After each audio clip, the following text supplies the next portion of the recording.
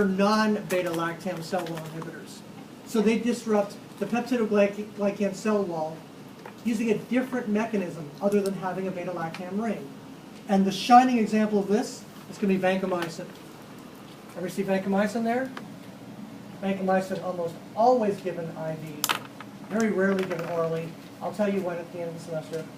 Vancomycin, I would say, works terrific for all gram-positive organisms.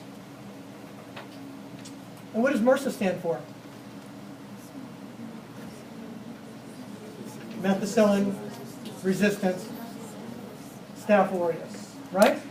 So vancomycin is good for all gram-negative organisms and organisms that are, MRSA categorized. However, you guys already know that there's a group of organisms called VRSA, which stands for what? Vancomycin-resistant Staph aureus. Right? But vancomycin is kind of, and I talked to you already about that being the last drug you could try if somebody was septic from a staph infection.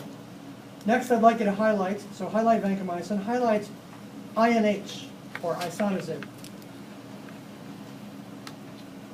We're going to highlight INH, and we're going to go search out all of the drugs right now that we use as a combination of drugs for tuberculosis. So let's go hunt them down right now. First, there's isoniazid, which is INH. Do you see that? Mm-hmm. The second one, right underneath it, is called ethambutol. Do you see that one? Because you are going to get a test question that's going to ask you, write down the names of the drugs that we use for tuberculosis infections.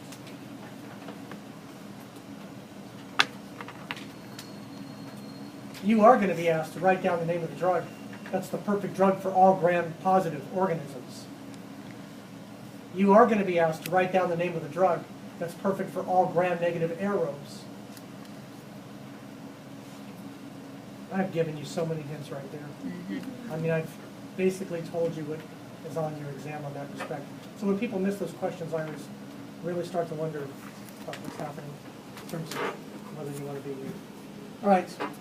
So let's hunt down the other drugs for tuberculosis.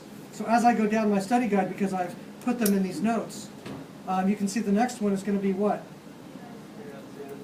Pyrazinamide under the miscellaneous drugs. Do you see that one?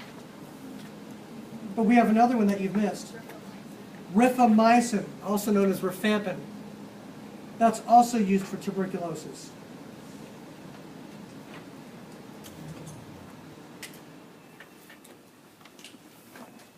So we use 4 drugs for tuberculosis. Agreed? Okay. So you'll be asked to write those down. The 4 drugs? Yes.